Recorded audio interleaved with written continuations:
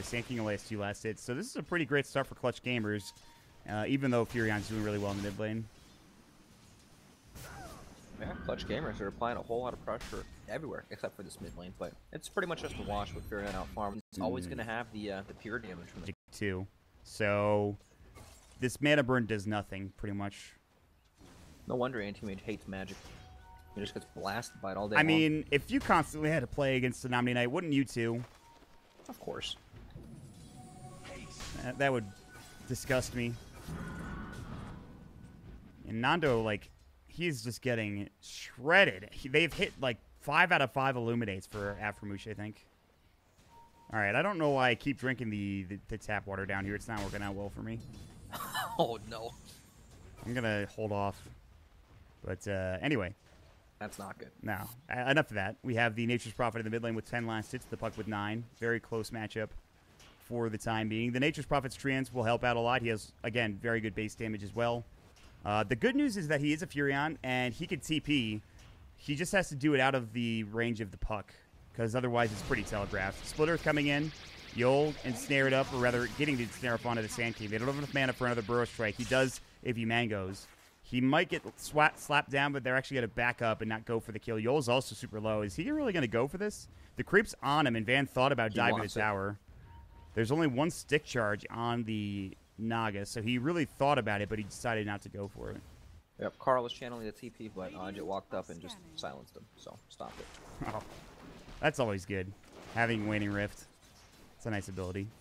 But yeah, that's the issue with the trying to TP out. Like, Puck, when he gets 6, can actually solo kill you. If you try to TP out, like, randomly, you might just die if you're not careful.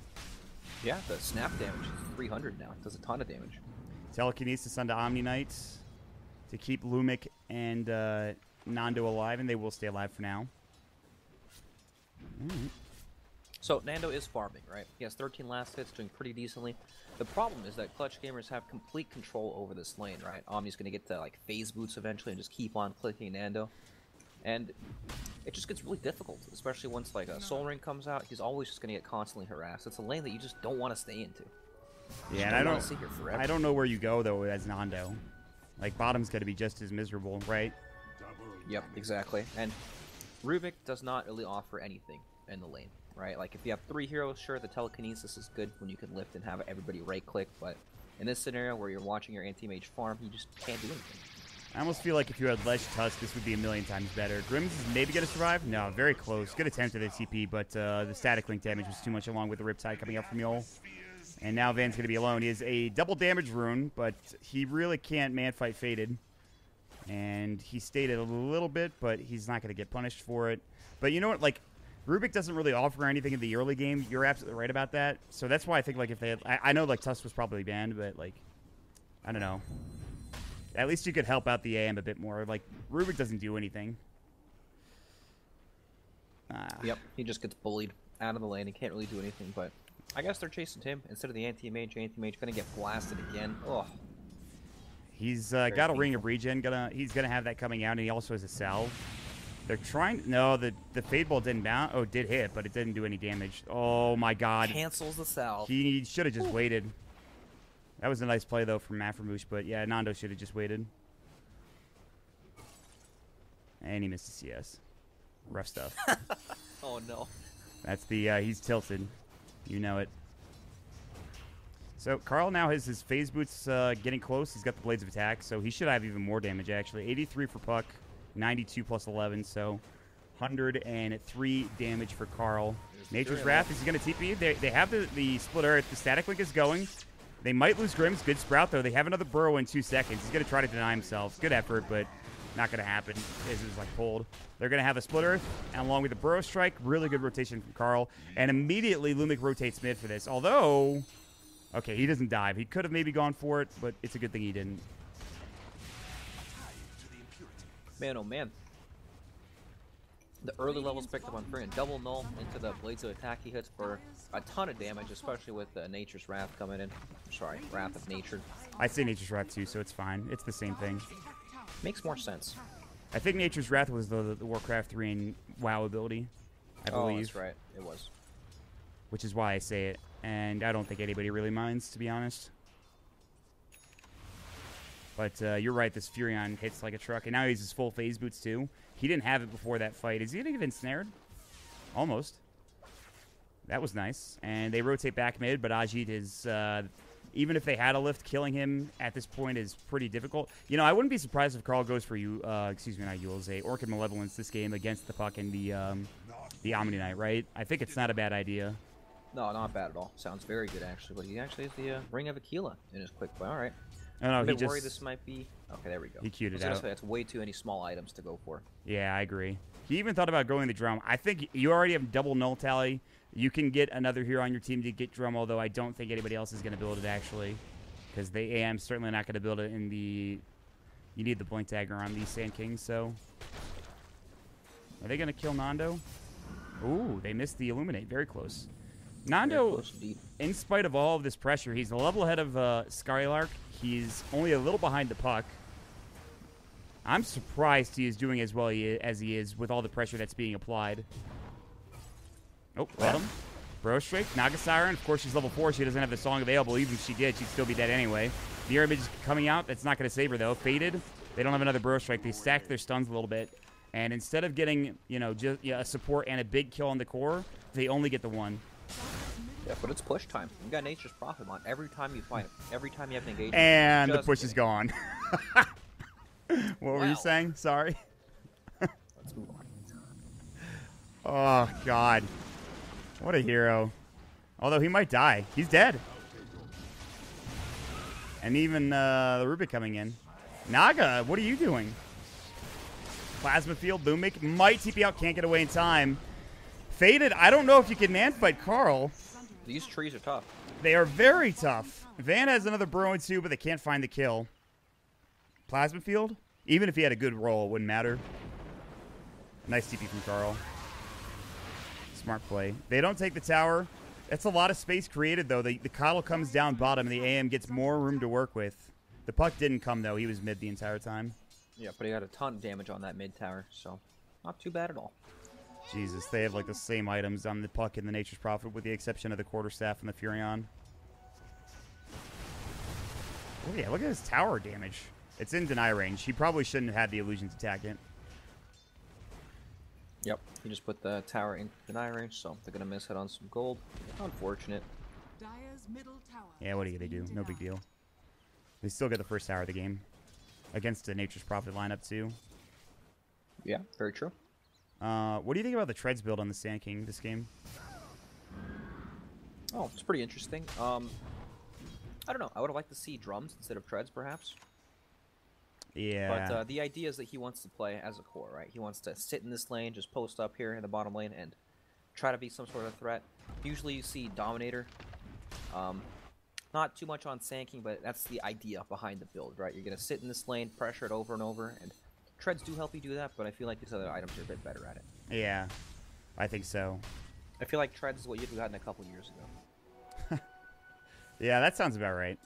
I know, it's hard to pass up on treads, though, because the strength giving you a lot more than what it used to now.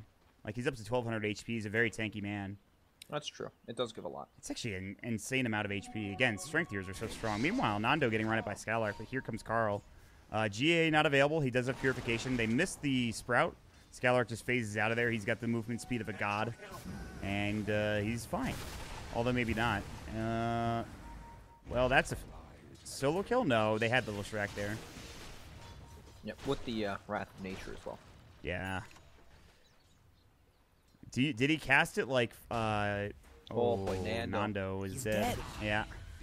Skylark was waiting around the corner with the Purification, and he just ran at the anti-mage.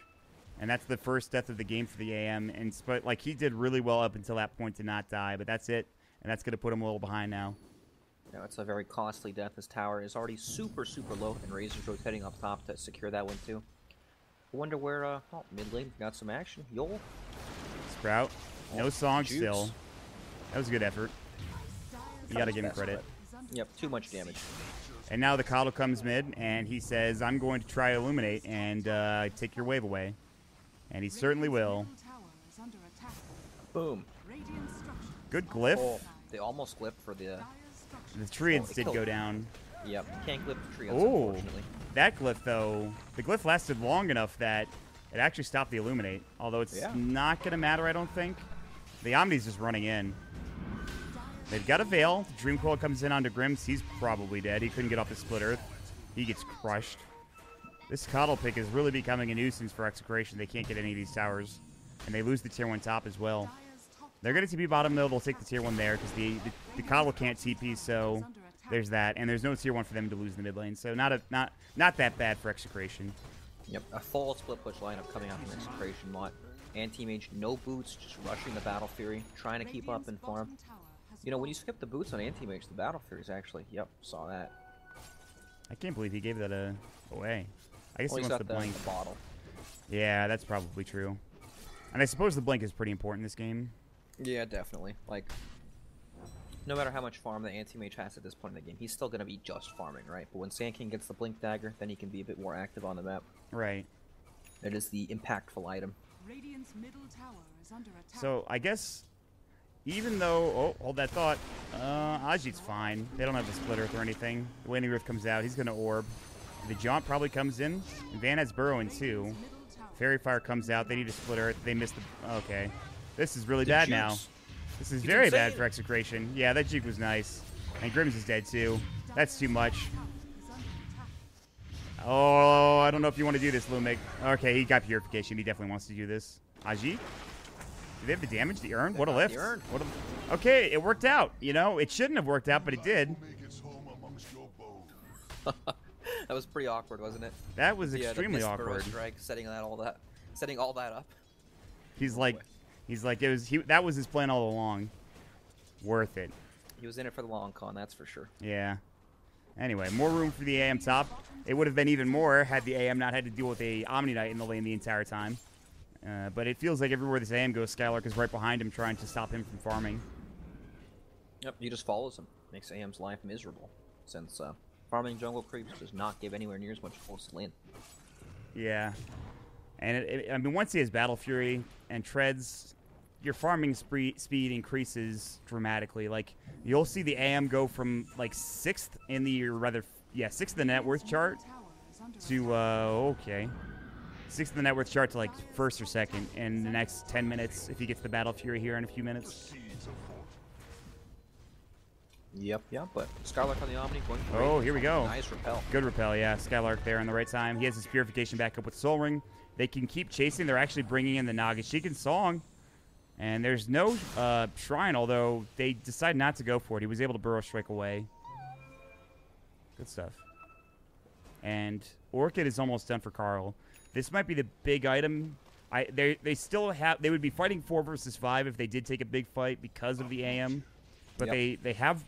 Not only that, but they have the Blink Dagger on Sand King just about done too. So, like, this is one of the most critical junctures in the game for Execration. Yep, it's going to be gigantic because now Skylark won't be able to play the super aggressive way top. It's finished, Mott. Teleports up in 2. Skylark pushes up. And they might be able to go on it, but look at these wards placed from Clutch Gamers. Very, very nice. They're very clutch. Haha! Thanks for giving me that. This is going to get No, dewarded. It's true. Right? Like, they knew that it was coming. The Orchid was almost complete, and Skylark still has a long ways to go before he actually finishes the Radiance. And even with the Radiance, he's still killable. Yeah. He is definitely... You know, Omni Knight doesn't have that ridiculously cooldown on his abilities anymore. You know, they're all pretty long. 11-second Purification instead of the 8 seconds that it would have been. You know, the mana cost and repel, plus a pretty long duration anyway. Or, excuse me, cooldown anyway. Cooldown. They did Sentry this, and they didn't deward it. They literally walked, like, here, and then said, I can't find a ward. There must not be one here. Burrow Strike, they need the Orchid, and they're not there in time. They just went too early, or Carl wasn't in position to find that fight. But they did force out Dream Coil, which I suppose is nice, and they TP'd away, so they might be able to push this, unless this Coddle rotates up, which I wouldn't be surprised if he did. Yep, this is all space for Anti-Mage, Mott. He's farming away. We all know what happens at 3 a.m. That's when he has 3 Anti-Mages. It's been a while since I've heard the term 3 a.m. That's like one of those 2013 Dota comics. Pretty much. Definitely a blast from the past. I would highly recommend for people that are somewhat newer to Dota, if you've never seen, like, there's a collection on Reddit especially of Dota comics Like they're kind of like Rage Comics, but better. Orchid in the meantime onto the Skylark, but he's fine. They don't do nearly enough damage. This is turning into a disaster of a fight, and they actually have to leave on the Nature's Prophet. Grims might die. He actually has a point booster. This guy's a god. He's out of here. He's a horseman. You gotta go for the disco, but now he's he's actually gonna see that there's a ward here, and he doesn't die. Not only does he see that there is in fact a ward here, but he doesn't die either, unless this is a really weird isometric angle, but he should know. No, it's definitely in vision, right? Yeah, you can click it and see the actual circle on the model. Radiant's bottom tower But yeah, Carl manages to escape there, working on the force staff. Look at him camping out the bottom lane. Razor might plasma field and then reveal Carl in the bottom lane, but I don't think he could actually kill him or the ability to rotate fast enough. They're trying to bring down the Rubik. I don't think that's enough to kill this Razor because he has a Hood of Defiance. Yep. Even with They the physical definitely need damage. one more hero. Yeah. I don't know why he's sitting. I guess he's just going to make treants and cut the wave. No, I guess he's just going to go top. All right, cool. Good stuff, guys. Crafty, this Carl guy. He's very Looking for crafty. kills. They've picked up the Plasma Field for Lumic. A nice spell steal to keep the waves pushed out. There is still a lot of good vision here for Clutch Gamers. The ward placement, as you mentioned, have been really good. I didn't want to use the same pun twice. Pretty sure that's illegal. Illegal. Yeah, dude. I'm going to call somebody out if they use the same pun twice in a row. I hope you do if I do it too. I'm very guilty of that, so I hope you call me out. I don't know. You don't make that many puns. And if you do, I don't notice them. Whenever I cast with Shane, I always make tiny ones, and he hates it every time, so I do it on purpose. I can just hear Shane going, oh, God. Van, in the meantime, getting caught and killed. Should die. Waiting Rift, able to keep him locked down along with the Ensnare. Now Lumic is on the run. He has used his telekinesis, and he did a good job of it to get himself to safety. He's going to try for the T. Oh, okay, he's dead. I gave him a lot of credit, and the Plasma Field came out at the perfect time, and they almost lost the Courier, too. They didn't even use the shield. It's a very brave play to be making. In the meantime, they're trying to push top with Skylark. The wave is up here. They're trying to cut that wave. Said wave has been cut by the Treants, but the Tier 2 is still getting pushed in a little bit. But now it's gone, and now the wave is gone, and now it's backdoor protected in a few seconds. Yep, gone into full rat mode. Figure on cutting waves, anti-mage just farming the jungle. So the nice thing is that anti-mage never has to really show in a lane to farm. And because of that, it's really difficult for Clutch Gamers to track him actually. They finally catch vision of him there, but he can farm anywhere in the map, off map, in the jungle, right? Then it becomes super difficult to catch them unless they already have wards there because Furion's pushing waves, Leshrax's pushing waves, even Rubik's pushing waves. Yeah, they're doing a really good job. But this game might go for a really long time, you know, and I think that does favor Execration, but I don't know. We'll see. And I said this, you know, look at the Nando net worth. They're all vying for the third place spot behind Carl's Nature's Prophet. And actually, there's a very slight advantage for Clutch Gamers because Afromoosh is more farmed than Van on the Sand King. Yep, that's going to be the big thing, right? Keeper of the Light, if you can get that Aghanim Scepter during the daytime, that's when you can just walk up to the high ground and just keep blasting, healing your creep wave, healing your heroes, and take the tower because they need to be able to force Execration to Good to split fight. Earth. Orchid comes out at the perfect time, but the Soulburn might still kill him. It's going to. Oh, unbelievable. And now Yoel's going to try to fight this. They've got a Burrow Strike coming out. Yoel, I don't know if that's the play. They had the Dream Coil. They actually are turning it around. It might be enough damage. Faded is in there. They're going to get 3 kills. Just 2 for now, but Van's going to get caught by an Illusion Orb or something. He's going to blink and try for the TP. There's no way. He got caught by the wave. If the wave doesn't come at that time, he probably survives. Now, Afromoosh getting jumped on by Nando, and they should have an Orchid. They don't even need it. The Mana Void comes out from the AM. So it's a 3-for-3 trade across the map. The gold advantage does go the way of the Radiant team. They actually got a lot. 800 gold on this Razor for that engagement. My goodness. Top tower is under attack. Things are happening, Mott. Yeah, they really are. I love when things happen in Dota games. Me too. It's pretty great. Although Mott, Furion and Anti-Mage, they're designed to make things that not happen. It's very true, and I was really That's worried why- that was going to be the case this game. Yep, that's why a lot of people don't like them. You know, it's better than watching a core Naga Siren. She's probably just as bad. Oh, okay, that's true, actually. See, that was the reasoning that I was trying to think of earlier when you asked me why I didn't like her, and I just made up some bullshit. That was it in a nutshell. Okay, that's fair. At least the Anti-Mage kind of has the I like when he mana avoids a hero and everyone dies. That's pretty cool. Nagasarn on the core roll doesn't really have that effect. It's like, oh, there's the Song of the Siren, and they're gone. That's why people hated TI2 so much. Or was it TI3? I can't remember which one it was. I think it was TI2 where it was carry. Yeah. And that was back before people built Radiance on Dota. Believe it or not, it was all about the Lincoln Sphere. Yeah, she went like diffuse the Lincolns or something. Yeah. Yeah, that used to be pretty rough. Every time at TI2. Boo! I think it even happened at TI3 too. But not as much. I don't know why I can see the good game well played for allies. Oh, it's a chat wheel. Of course I can see it. Wait. Now I'm second guessing myself. Can you see allies chat wheel, like the allies one? Yes. Okay. I really confused myself for a moment. That's okay. I gotta keep myself in check. All right, Mont, guess what's happening now? What's happening? Besides farming. Yeah, what's happening besides farming? Clutch Gamers keep the light 100 gold away from Aghanim Scepter, and it's also 1 minute away from daytime. That means it could potentially be go time. They need to keep all of the waves pushed out. If they go for a push or if they go for a Roche play, you know, there's always that threat of the AM and the Nature's Prophet taking a building pretty quickly. They've found Ajit, although more like Grimm's has been found by Ajit. And that is a dead Leshrac probably, and that's his Bloodstone that he just bought, now gone.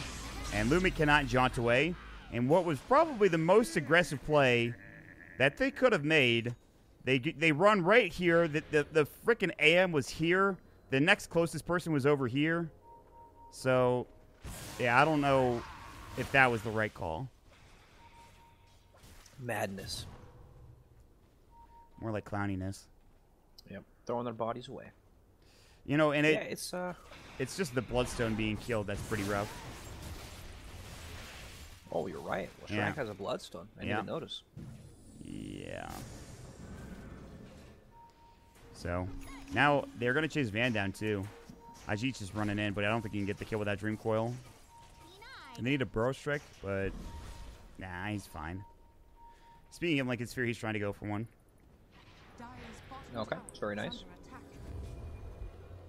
So, again, it is Coddleag's time, and it is about to be Tay time, and now 1 second. So what's the play that you make as Execration? You don't want to fight into Coddleag's. They're already doing it, right? They're smoked up top.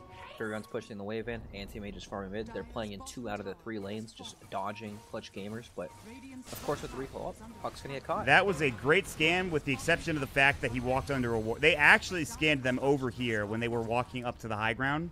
But he didn't think they would have vision here. So he walks in and he tries to get to the trees, but doesn't work out. Yep, he's trying to clear the wave and then have Coddle recall him to come back and just continue the push down bottom. But now they have to defend. Yeah, there's no way this is going to be nearly as fast as a push. They're actually going to back up. The Nature's Prophet is going to TP. He'll have it back in 16 seconds, but Lumik's dead. So that was... They kind of jumped the gun there, I think, TPing the Nature's Prophet away. They could have stayed and maybe fought. Although fighting into that team is pretty rough. So yeah, it's probably better they just back, actually. Yep, they have no intentions of fighting until Anti-Mage is miles above everyone else in the game, so... Just more time to dodge. You're trying to burn through the daytime. Yeah, and he is top of the net worth now. Van's got to die, unless he can force himself. Nah, he's dead. Mana Leak. Vampires, Mont. All of the dire vampires. Yeah. Wait, what do you mean by that? I'm confused. They hate daytime. Oh, okay. That took and me they a suck bit to blood. get. Oh, well, that's interesting. I'm not sure how that happens, but... Well, they have a BKB now on the Nature's Prophet. They have Basher done on the AM, who's trying to kill Yol, and he might do it. And he's going to back up. My god, the plus 400 blink range. I can't even see where he blinks when he does it. Uh-oh. Oh, never mind. I thought somebody was dead. Can you... Oh my god, he literally blinks a full screen away from me. Yep, crazy. Alright, 2 minutes of daytime, right? Clutch Gamers, they want to keep on pressuring, taking towers, using the heal to their advantage, but Anjit down bottom should be okay. Blink Dagger's on CD, but he can use himself. Here comes Aframoosh, as well as the Puck. Yeah, he's fine. They need Abyssal. Meanwhile, mid lane, they're going to take a fight. And Lumik, they get off a nice split earth. Skylark has GA, they have Song and Repel. And they will find the Radiant Courier. The gem was on that Courier, by the way. I don't know if they actually got the gem. I'm trying to fight this fight instead.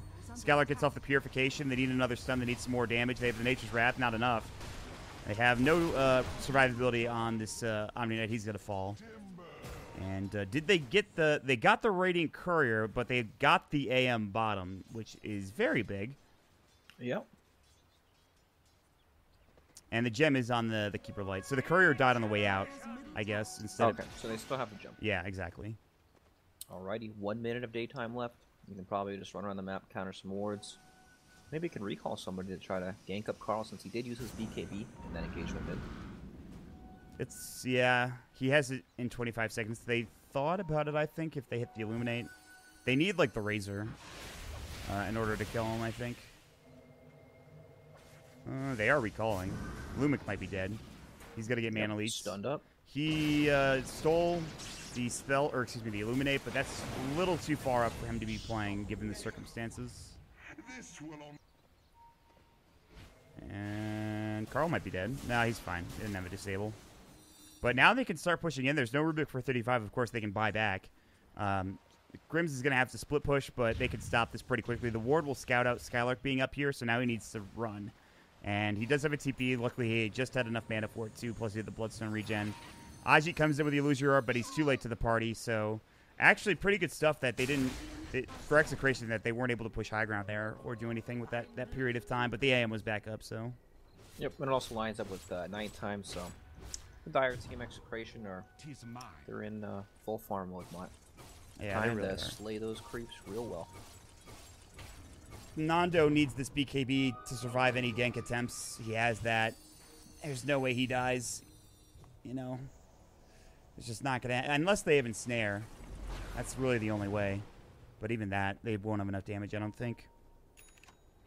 So, yeah. God, the Arcane Rune on the Anti-Mage is pretty ridiculous. 2.5 second blink.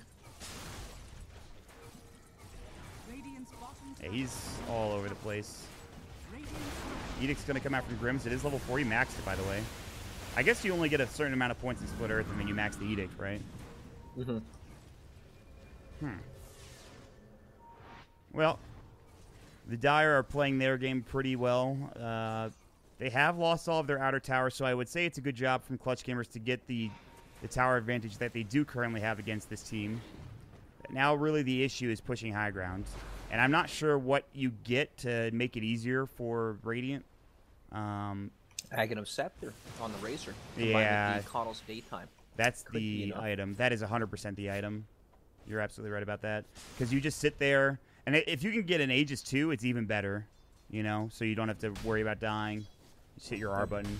Exactly. Up top, Skylark might get caught. The Sprout actually kind of keeps him alive. He's so tanky. He's actually super fast too. Bash hit Oh, but the bash does come out. He has to GA. The team is coming. Sprout comes out. They need a split earth. The Mana Void comes in. VT faded, gets off the BKB, and Nando is dead. Epicenter might kill Skylark. It does, and it's a nice pickup, but he's alone. And they're going to lose him and maybe the Rubik as well, although the Rubik does get forced to the low ground. I'd say not worth it considering they lose their Anti-Mage. And they've got another kill. I thought Lumic was going to get out, but it just got canceled. The Yule Scepter was there in the perfect time. And AM dead for 60, which means that this should be some objective. Whether it's Roche or a tower, I'm not sure. Nando's insane mod. Blinking into the darkness like that as the troops roll in for Clutch Gamers. Cost him his life, and yeah, that should definitely either be Roshan or some tier 3 tower damage. I prefer Roshan because in a minute and a half it lines up with daytime. That's go time. I'm not sure why they're not putting more. I guess they still have 40 seconds without the AM, but and I know they don't have the best rushing lineup, but I feel like they should be heading in that direction. Yeah, I think they're just prioritizing the pushing since they have the double siege creeps mid lane, but still. They're not going to No be need able to to get a rush. tier 3 out of this. Yep. Grims might get caught. Nah, I think he's fine. Oh, they missed the coil on Van. And the axe is now done, so maybe they can get something done with it. Not that much damage. Maybe a glyph. AM's going to be alive in 12 seconds. Maybe they feel strong enough that they can just push with this with the daytime coming back up in 50 seconds. I don't know if that's the case, though. Looks like quite a big mistake. They definitely could have taken Roshan pretty much for free. Yeah, it's still go time. You have the Aghanim's Razor Ultimate and daytime in 30 seconds. BKB used. And now the ulti comes out, and Van getting run down. But he can't get the kill. That is BKB. Eye of the Storm, not a big deal to use that. It's a pretty short cooldown. But the BKB being used... Yeah, they definitely could have just backed to Roche after they killed the Anti-Mage. And that would have given them a bit more to work with. They would have gotten at least something out of that. Instead, they pushed the waves in, which they could have done with another... Like, they could have just had the puck do it or something. Right. They just need to play around their strengths, right? Coddle daytime, it's as simple as just go, right? You have the heal from Illuminate and the unobstructed vision, so team fights are going to be super, super easy, but I guess they could do it now, but it would have just been a bit more efficient, right? Yeah. That's what it's all about, Mott. And maybe they were really thinking about waiting for daytime to do something. They could try for a kill with Aframoosh. He's going to get good vision onto the AM. Yep, just trailing him, watching where he goes. Mana leak. Nando jumps. He needs to run.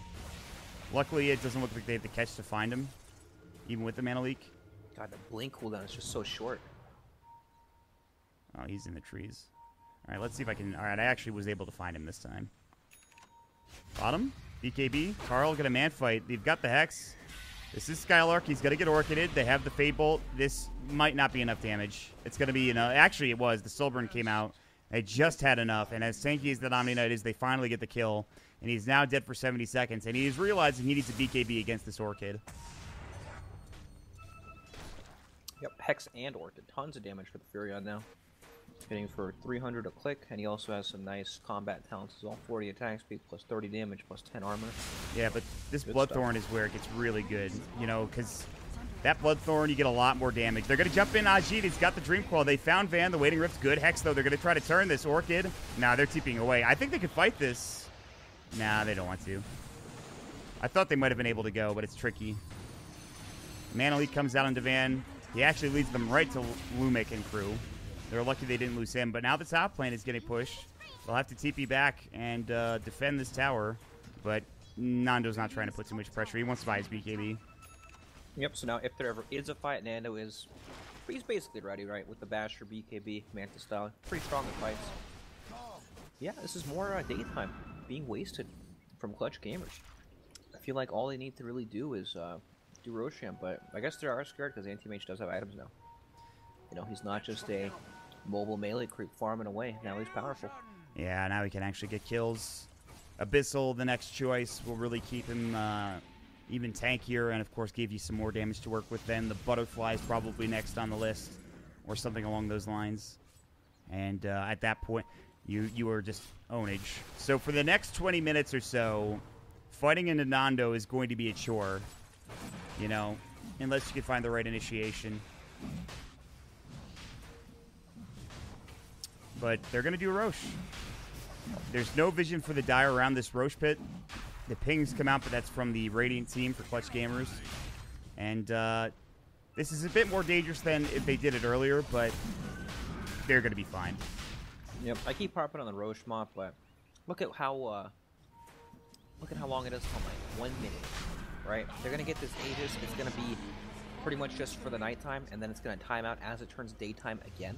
Yeah. I guess they do have under a minute to just run at this tier 3 tower mid lane to try to apply some pressure, but now you're doing it into the now you're doing it into the BKB of the AM, which yep. Like I really don't want to harp on it these, either, but it's interesting the choice they made. Yep, you really want these timings to line up because you want to be at your strongest possible, you know. You want to be at your peak. Carl's gonna have to BKB. He still might get run down. Eye of the Storm. Did he use it? He did. And they need to really push down, use this Eye of the Storm. It's going to be halfway done by the time they get up to the high ground. Then Nature's Wrath.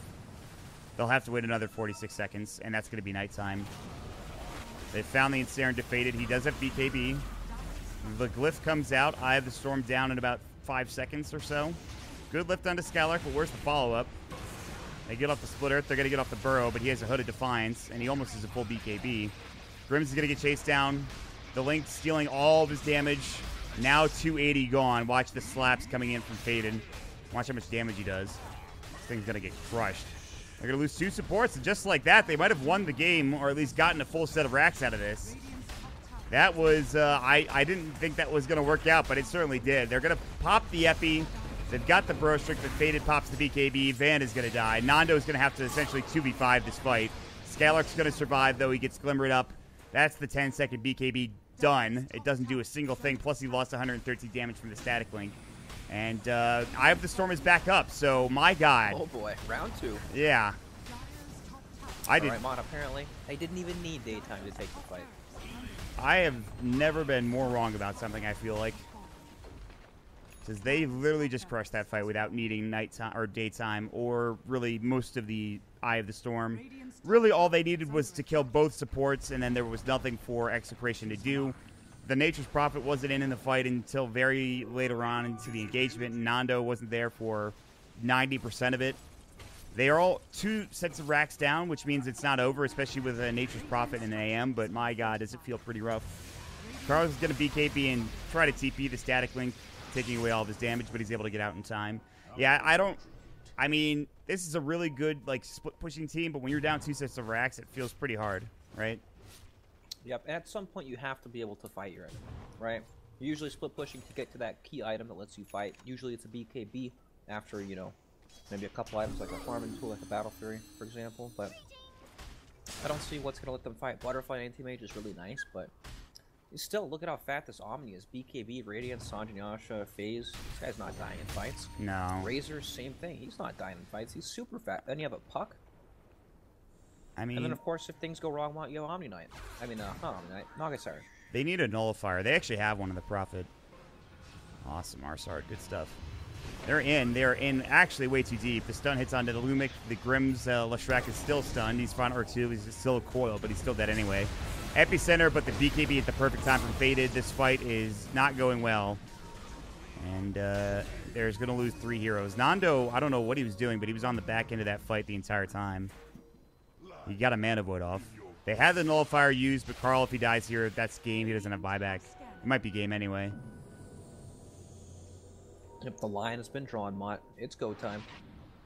Yeah, they're like, go mid to bottom. Got it. Easy. AM's doing his best to keep the waves pushed out. Dire's bottom shrine is I'm never really a big fan of these types of drafts, you know, especially because they picked like the AM and the Nature's Prophet really early. It's too all-in on the split push, right? Nature's Prophet, you're talking about, even when he picks up items, he doesn't feel like he's, you know, that impactful on team fights. And it's true. I mean, look at his items. They're really good items and everything, but he still can't fight. Yeah, I mean, they're really relying heavily on their supports and their Sand King. AM's not doing anything. He's going to get linked. That's the end of his involvement in the fight. They found, however, Skylark, but he is Aegis. I don't really think he cares if he dies here. He's running down Grims anyway. He's going to kill Grims. Carl has to TP out with his BKB, and he actually does make it, but Lumic's not going to be so lucky. Ajit has no Ags, but he doesn't need it as he Dagon's down the poor Rubik, who dies pretty much instantly. Van's going to get mana leaked. This is going to be a dead Sand King as he stuns himself with Lotus Orb. And Skylark's Aegis is gone, but essentially the game should end here in the next few moments. Carl keeps getting forced. They need the waves to come in, but once they do, they have Eye of the Storm, and that's going to do it. And they'll probably just take the game here. Or not.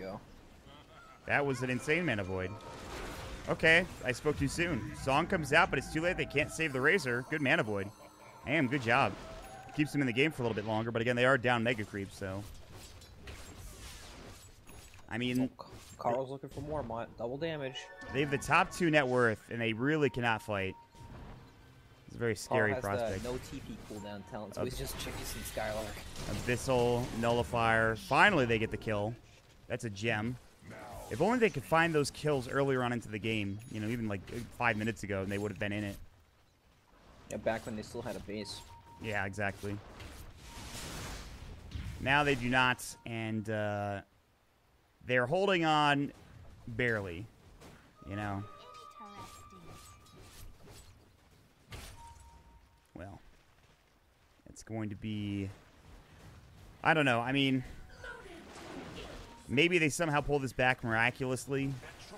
Like, they should be able to win late game now that they have Nullifier. Like, well, I mean, late game in the sense that if they still had a base and they had a 5-on-5 team fight and they get the right initiation, they could still win. But Yep, that's the problem, right? Not having a base. yeah, exactly. Like, they have all of the items they need on the 2 big heroes that they have. They just don't have the room to work with anymore. Yep, Anti-Mage has his butterfly, so he is basically 6 slotted. But it still doesn't look that scary, does it? No. If they can get GA off, they're fine. If they don't get GA off, it might be a problem. There's a lot of tools to reset team fights on the side of Clutch Gamers.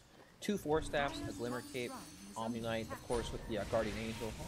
They're going to TP back in. Lumik went in. That was a very miscommunication there. They might be fine anyway. Yeah. Clutch Gamers, lots of ways to reset fights. Anti-Mage blinks in, then someone's going to get forced, or one of their many other abilities to assist and reset, and he's probably going to walk around doing nothing. Yeah. Like he's been doing all game. It's true. His kill involvement is 2, 3, and 3. He's been involved in 5 of his team's 21 kills. 5 of them. All right, that's not a lot. I'm not great at math, but I can tell you that's not a very big amount. In fact, it's like 25%, or not even that, 20% or something like that. All right, that was an awful display of math, and I'm really sorry, everybody, that I had to deal with it, but you will Scepter on Devan. He's going to have to Burrow Strike away. Jesus, NA math. Seriously, I can't believe I just did that. Anyway. Lumik is almost going to have X. If he can steal the Eye of the Storm every fight, that's pretty big. Nando's going to get linked. How much damage did he lose? 35, but the more important thing is that he has no mana now. He didn't pop the BKB against the mana leak. Elsewhere, Carl's trying to get out, but the Yule Scepter's there for Ajit. And Carl might be dead. He has to BKB TP. They have an ensnare, probably. Yeah, they're not going to use it, though. Naga's not there in time anyways. There's only a 5k lead right now, Brax. Think about that. You are ahead Mega Creeps. Not only that, but you still have Tier 2 towers. You still have Roche that you could take. And you're only up 5k. But it just feels like the items, like the 5k lead is probably a lot bigger than it actually is, It's pretty crazy, right? A lot of these heroes have a bunch of defensive items like Sand King, Lesh, and Rubik. They don't do much, right? They're watching the show. You got these 2 big boxers in the Nature's Prophet and Anti-Mage, and they're kicking ass. They're doing everything they can. And then they've just got 3 fans on the team watching. Go That's team! what it feels like. You guys they are can't great. Contribute too much to the fight. They're like 3 big support heroes. Yeah, and they just get, by the way, refresher, are you ready for the Hurricane? Are you ready for the Hurricane, Brax? Yes. Well, it's coming. Hurricane Razor. Exactly. The real Hurricane is when he has a Shiva's Guard, and he pops the double Eye of the Storm and Shiva's at the same time. It literally looks like you're in the Eye of a Hurricane, or outside the Eye of a Hurricane. Well, that's why it's called the Eye of the Storm. Oh. You're right. You're so right, Brax. I'm telling you, everything makes logical sense in Dota. I'm sure you just made some lore writer really happy. Nice. Alright, so we have maybe the last fight of the game, depending on how this is approached by Execration. I'm not even sure, Nando is actually having trouble just dealing with the mana leak, let alone the static link. As soon as he blinks in, he gets linked, right? And you lose at least 50 damage because the link takes so much of it that quickly. Yeah. So I suppose you get the Ags maybe, or like a Lincolns or something, but then you have to put away your Treads or something like that. I don't know. Yep, he's got no item slot for that at all. Do you really need Treads that much? Well, it helps. Alright, what's going on, Mike? And they're going to try to take a fight. Nature's Wrath does a lot of damage. Naga's dead. AM has jumped onto the... wow, that is a very, very dead Coddle. In fact, they're actually just losing the fight. Faded goes for the double Eye of the Storm, but it's not really actually doing that much. They will still find the Leshrac. Nando might die too, but he has buyback. He's going to have to use it. But Epicenter coming in. Faded is repelled, though. Elusiorb coming back. They really want to finish this game. There's the cheese. No Aegis, no cheese, nothing left for Faded, but the Skylark Omni Knight is back up, which means it's going to be really hard to fight into this team. And as good of a fight as that was for Execration, when you have to buy back in your aim, you're in a really rough position. God, the double Eye of the Storm does so much damage. AM had minus 40 armor in that fight, and he got clicked once and just died. Yeah. Insane. And I don't know how you deal with that. They're going to get the Yules. They have the Burrow Strike counter initiation. They don't find it. The static link is actually avoided. That's pretty good news. Can they chase, though? I don't think Nando wants to. I think he's too busy dealing with the other lanes. And Clutch Gamers will have to back off for now, but they did accomplish a lot getting the AM buyback. Yep, all we need to do is wait for the refresher on Razor. And go again. It'll also be daytime when that happens too, so more good news for them. You know, it almost feels like the AM doesn't do enough damage against the Razor, even when there's no GA, you know, or repel. He really doesn't. He doesn't at all. And they also have like 4 staffs too. 4 staff, static link, heals from Omni, and potentially Keeper of the Light. He jumps in BKBs, or has to use his BKB, and then he can't kill anyone. And then he just gets mana leaked and pushed around by Coddle the entire fight. That's why he jumped on Coddle the first time, and he did a really good job getting those 2 kills on him and the Naga Siren. But he needs the Bloodthorn too, and he's going to go for it. And I think he probably puts his treads away and does that. You definitely need the Battle Fury in this game. Yep. But it's going to be a while before he gets to that Bloodthorn. It's a very expensive item. It's actually just ridiculously expensive, but it is a very good item, so it makes sense. The most expensive item in the game. Yes. All right. So this is our 3rd game of the day. After this one, we'll be more than halfway through. But this has still been a pretty good game. A completely different game than the one we saw last time around with TNC versus the Prime, which was like super action-packed, super back and forth. And not to say this one hasn't been action-packed. It has. It's just not sort of the same type of action. All right. Ag's done for the puck. And at some point, Roche will be back up. They could probably go for that if they want to play it really safe. I mean, there's no reason not to, I guess, for Clutch Gamers. Unless they just want to go now that it's daytime, which I also think would be a very good idea. But Roche is going to probably be the main sticking point for this team. Yep, you don't want to throw them on it. I mean, they just need one Eye of the Storm for this tier 4, and maybe they get Roche with it. Now my enemies pay.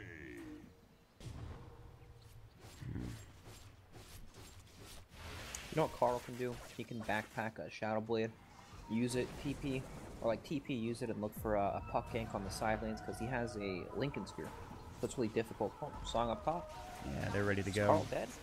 Nope, they're just hitting the base mod with double Eye of the Storm. I had to flip for that. There's the double Eye of the Storm coming out. Aghanim Scepter. Carl didn't think he had it, and now he's stunned and he's dead and he has no buyback. And that should be it. AM is in, but they cannot fight into Skylark. The GA comes out. No buyback on the Nature's Prophet. That's 30,000 of your team's net worth gone. And there it is. GG's called. And so the split push draft, a good idea in theory. In practice, not so much. Yep. They were split pushing the entire game, but it felt like they were never like going to get to a point where it could have made a difference, right? Skylark as a Omni Knight and Afromoon from the Coddle, they bullied top lane the entire game. And even though they didn't shut down the AM too much in terms of farm, they also got a ton out of it. Yeah. At AM, as farmed as he and the Nature's Prophet were, not nearly enough in order to win this game, and that is going to do it for the first game. 714 GPM for the Anti-Mage, of course 759 for the Puck because he has the talent. That'll be the stat line for the 2 big heroes in this game. Of course, the Razor had another good look at it, which was 631 for him, so not much else to say about this first game. Not the best draft necessarily for Execration. Really good play from Clutch Gamers. They had some great heroes, the Keeper of the Light and the Omni Knight.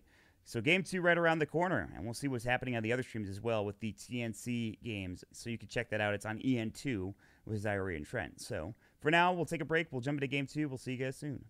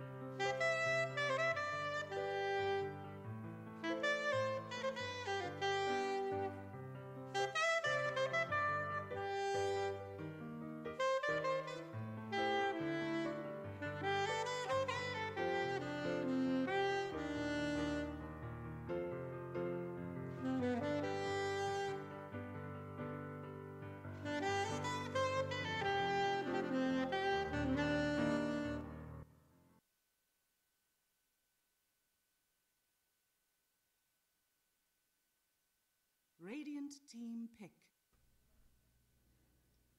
All right, everybody. We are back in with our last game of the day. That is right. It's Clutch Gamers versus Execration, game number 2. And the reason it's our last game of the day is for something rather important. I'd like to give a big congratulations to TNC for making it on through to the China Dota2 Supermajor. They did it by beating GeekFam in the previous game on the other stream.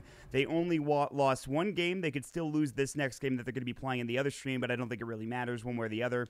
Fnatic, they could only tie them in points, and because TNC have the head-to-head, that means the tiebreaker is not going to be valid. So, Clutch Gamers versus Execration in a game that does not matter, and there is nothing on the line here for either of these teams other than pride.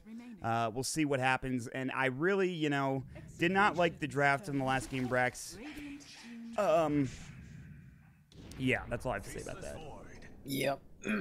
You have the split-pushing Anti-Mage and Furion with no win condition, right? At no point in that game, even with a 6-slotted Furion and a 6-slotted Anti-Mage, were you going to be able to team fight that lineup.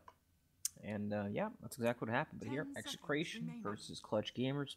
Faceless Void, Ancient Apparition, first picks. I like this a lot more than I liked the last game. This already feels like a better draft.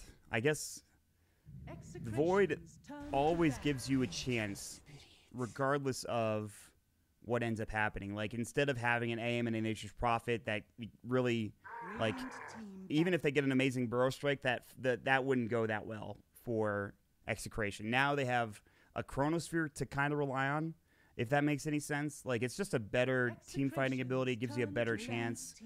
Right. With Anti-Mage, you're blanking into right clicks, right? With Faceless Void, you have the Chronosphere to play around. It's a much stronger team fighter for sure. But Yeah. Clutch Gamers pick up the Vengeful Spirit to help reset whoever gets Chrono. Pretty decent counter, especially if you have a nice tanky frontline hero like the Medusa, for example. That is a classic combo up against the Faceless Void. Pretty darn good one, too. Yeah, it's pretty strong. Just because also you have the Vengeance Aura, you buff up the Medusa with Wave of Terror as well, so you like get a bit more damage done.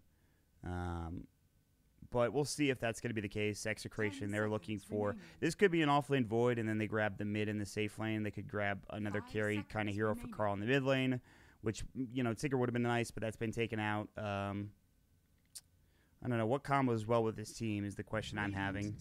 And they pick up the Naga as their other support.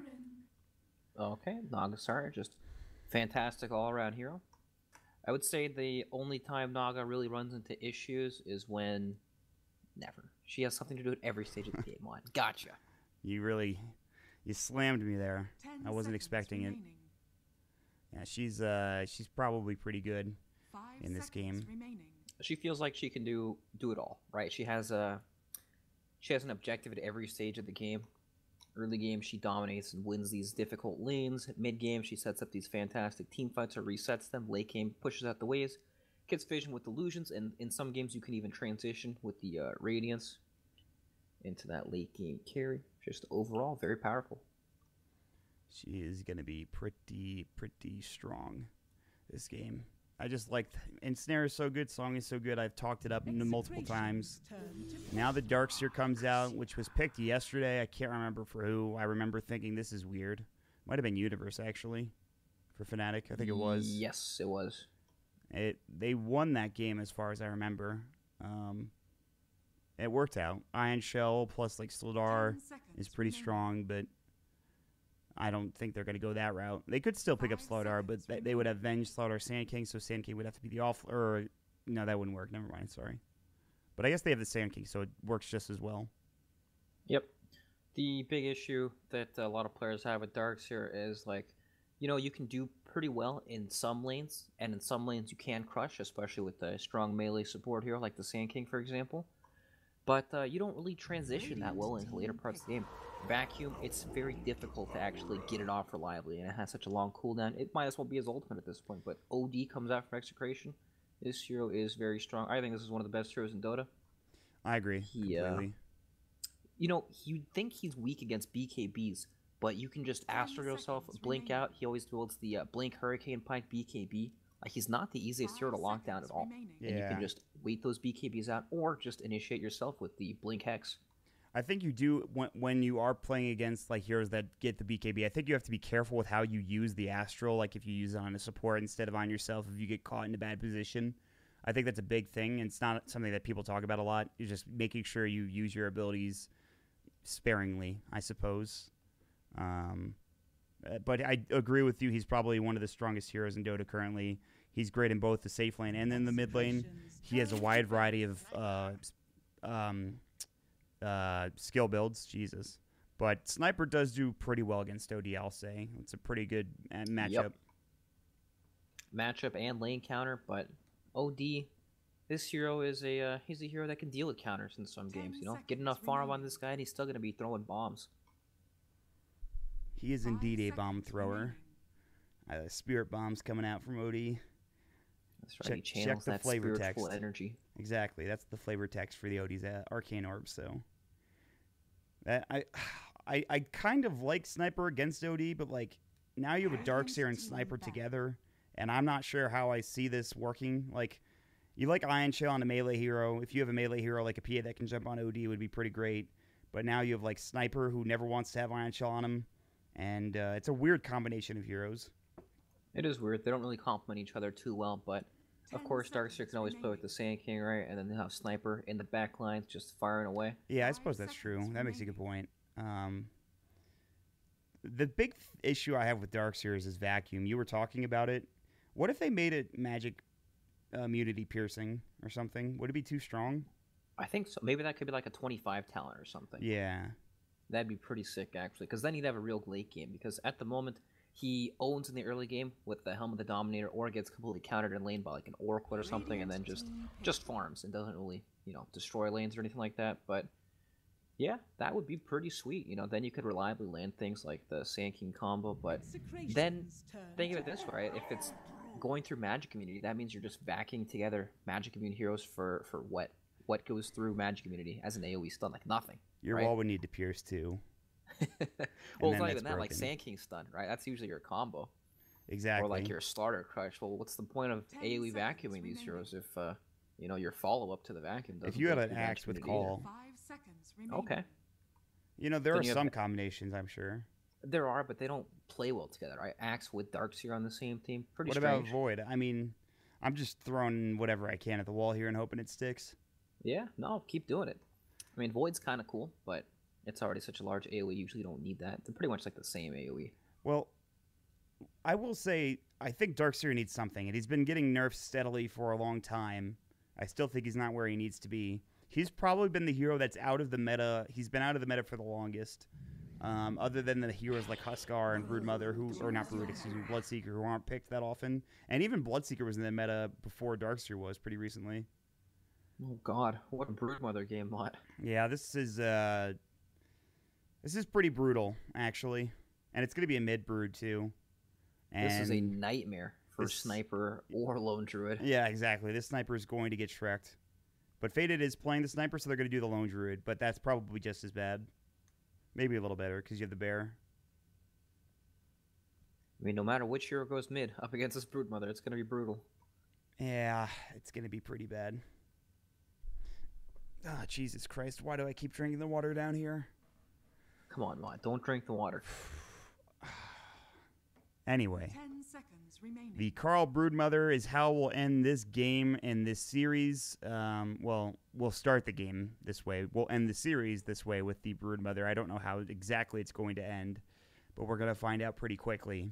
It is the Lone Druid played by Ajit, probably in the mid lane, the Faded Sniper probably in the safe lane, and then some supports and offlaners playing together. I don't know. Looking at this draft, Execration feel like they have the better draft, in my opinion. Yep, they're in the driver's seat with the Broodmother, right? It's up to Clutch Gamers to dodge or adapt their lanes in some way to not get run over by this hero. They could put Darkseer in the mid up against the Broodmother if that is where Broodmother ends up in the first place. But, you know, the spiders, they have like 50% magic resistance. They don't actually die to the Iron Shell. And they heal on the webs too, so... It's a lot better than it used to be. Farm. Yep. Yeah, It made a lot of these lane counter matchups super, super strong for the Broodmother. And I like that, honestly. It's like the hero has a certain niche, and now it's just even more focused in on that. Yeah, I agree. You got to really have that niche to work with. Like every good hero, every good hero in the game has that like one good thing they can focus on. And now Broodmother kind of has that niche where she could just destroy heroes in the mid lane and own them with spiderlings. But I don't know. We'll see how it goes. I'd be very surprised to see if Clutch Gamers could win this one. I think Clutch Gamers had a really good chance last game because, of course, they had a better draft, and that's how it ended up working. I'm not sure it's going to be the same case this time around. You have a Naga, you have a Void, you have an AA, you have all of these super strong heroes. And this game's going to have to go pretty late if Clutch are going to take it. Like, I mean, super late even, I think. Nice long game, my favorite. Oh, great. We've had so many long games tonight. Yeah. The Prime game was great. That was a great long game. It didn't feel long, even with the pauses. It was the perfect length because it was so back and forth. You know, the last game just felt like it was 40 minutes of Clutch Gamers winning the game. Right, the Prime TNC game, it didn't feel like it was stretched on at all, right? It just felt like it was just an epic game. I think I noticed that too. I think when it got to the 65-minute mark, and I was like, this game is not that long. But you know it is, but obviously it didn't work out that way. Nando was going to get run at by the Lone Druid, but all right. Lumic actually got the one rune. Okay, did they? So Yol got one, Aji gets one, Lumic gets one, Van gets one, so they both get two. I thought because Lumic got the one over here, that they might not have that they might have gotten three, but that's not the case. Alrighty, we have the Darkseer in the mid lane up against Carl's Broodmother, as expected. But you know, it's a lane that Brood likes to build the pressure. The hero she's standing in front of, right? At some point, you're gonna get that massive spiderling army and just dive one of these ranged single target heroes like the Sniper or Lone Druid. But with a lane matchup like this, even though your spiders don't die to the Iron Shell right away, you can shell one of the spiders, and then it's really annoying for Broodmother to micro that one away. Yeah. You have to select it in the masses. So I do think that Carl can do a lot of damage to Skylark, and Carl... The thing is, though, he'll have to run into the Iron Shell Skylark, which is kind of tricky, but Carl's going to find CS. They're both going to get CS, you know.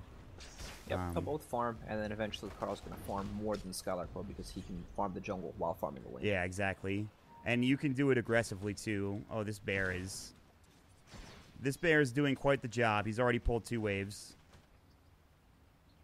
But it means that it's going to be really delayed.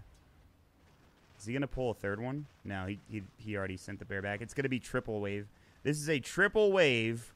However, oh, no, he blocked the hard camp.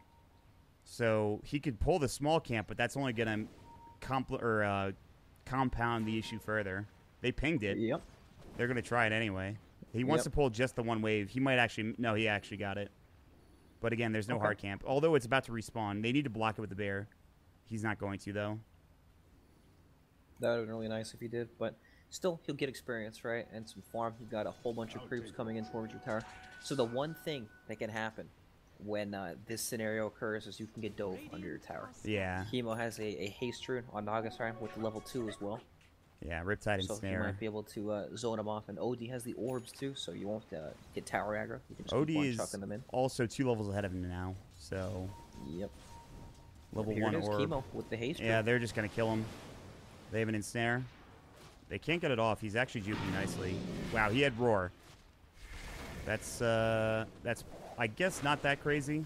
Well, after Moose is dead now, probably. If they can't get either of these kills, I would be shocked, and Oh my they might not. goodness. Okay, there they go. They wave. They don't see Ajit. That's pretty depressing that they didn't get that. Oh, that's Yul. But that's still pretty depressing for Execration. They didn't get that kill. Yep, but OD just TP's up, but that's all that money that gets zoned off Ajit's Lone Druid. He gets none of the last hits. He's got 1 last hit. He got 2. the experience, though, or at least most of it. He's level 3 now. Yep, and that definitely helps. Look at how Carl's playing this mid lane now. He's just cutting the wave so he doesn't have to deal with the Ion Shell in lane. Yeah, Very smart. you see a Dark, so you think about him cutting the wave, but he can't do it till later. And now Carl is having a great time, and there's nothing they can do about this. Yep, and with this setup, he can cut the wave and then extend his webs to like the small, or the medium and the hard camp, and then just keep on farming those as well. God, this has got to feel so good. This like triangle of camps is so strong to farm, especially if you're doing it aggressively on the opposite side. And like Skylark's gonna run up, but now he just backs up, and then he waits for the Iron Shell. There it is. The Ion Shell on there's the the spider. one. He's got a micro That's that pretty one annoying. spider. He does, yeah, he. Okay, it just Epic died. failure. That was. He's like, where's the Iron Shell, huh? What's going on? It's pretty hard to target it on all the spiders. It did die pretty quickly. Those spiders. Oh, I was not expecting that. Like how I distract you with all the spiders and then Yeah. boom, action up top. This is your fault, Brax. I do that all the time, actually. But that's You alright. know what? I appreciate the little things. Oh, They I get me know. really excited. I know. Me too, man. And Dota's a game of the little things. It is essentially little things the game. Little things the game. Skylark He might is, die mid-lane. you're not going to distract me from this one. He is definitely dead. Great ensnare into Cold Feet. And really, it was an Invis rune, I think, that he picked up. I'm pretty sure it was, unless it was Yep. just a smoke. So actually, it's really just a great Invis rune because Naga hits her W button, then you get the kill, and so it's super easy. Yep, so I'd say all lanes going fantastic for Execration. Even Faceless Void, 17 last hits in this offlane. That's just what happens when against the safe lane sniper mod. Yeah, he's having a great time. They're going to have Helm of the Dominator plus the Broodmother. Like, mid lane. Oh, and Skylark's dead again. He just died twice in a row. Well, maybe not, actually. Oh, what? That latched? That's crazy. Okay. Now he has to got make the the ice Walk of cube Shame off. back. Yeah, he really did become the Ice Cube. But still, look at his last hits, right? Those are some spider kills right there. Inflated net worth. Yeah, Inflated his like net worth CS. is actually not that high. I mean, well, it's right around the Broodmother. It's right where it should be, I guess, is what I'm trying to say. He's actually doing very well net worth wise. Just 2 deaths, no big deal. Ajit has to go for the TP. He will make it out. Nicely done. They won't spot him. And the Siege Creep and Bear are going to stay up here, but the Bear is going to get slapped by the OD orbs. But it's still pretty tanky. And, oh, he did go for the level 2 orb. He didn't go for the Astral. I like that a lot. Because there's really no threat of him dying, right? I don't think, anyway. Although Van might be dead. Yeah, it's true. He's fine. Like, even with the Sand King, you know, they would need to space at their stuns pretty decently. And the Lone Druid can't do enough damage anyway to get the kill, I think. Ooh, they got all the Spiderlings, though. Ooh, yep. All the spiders are gone. And Carl is in, like, the perfect position. He's got the medallion. I forget, do people go for Helm on this hero? I don't think they do, right? On Brood, no. Because it's too tricky, right? Because you're running, I mean, because the webs don't work, correct? Yep, exactly. If they did, that'd be pretty crazy, but... Yep, can't really use it to its fullest potential. It's usually the medallion into, like, a Desolator or Mask of Madness build. And you just keep on farming agents for the entire game. Radiant's top Yeah. tower is under attack. I'm surprised he's not top net worth. All right. Come on, guys. That was my fault. I saw it coming, and I had to itch my back, so I couldn't change cameras. Radiant's top tower is under attack. That's a very lame excuse, I know, but you know what? At least you're honest, right? You I can could make up feel you something. judging me from your Dire's silence. middle tower Well, I'm not judging with the silence. I'm just like, that was an honest answer, man. I appreciate that. Okay, well, that's... You recovered. You gave me more hope about myself. Anyway, phase boots for Carl. He doesn't want to go for the no boots strategy. I think that's fair. Skylark is getting run at, or rather is running at Lumik, who's trying to get some solo experience bit, and he actually does. I thought they were going to rotate and try to kill Skylark, but they decided not to. Aframoosh is going to sandstorm and try to bring out the get the creeps, and he does. He actually gets some of the spider wings, and now Carl's going to run. And they know that this is a stack, so they're going to try to get it with Aframoosh and the Darkseer's Iron Shell. Yep, good stuff. The big thing that Carl hasn't really done is like farmed his own jungle, right? Oh. Well, that's just a drive-by magic missile. That could have been a lot more. Take that. Haha. He gave it to him. The good old haha. Yep. In a normal game where he wasn't landing against the Darkseer, we'd see Broodmother at the top of the network. Alright, I'm not missing this kill. He's dead. Or is he? He's not gonna die. Are you kidding?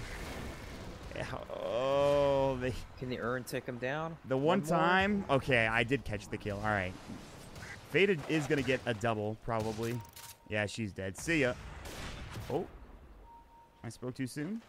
Nah, he's got take aim. Maybe he can earn himself again and then TP?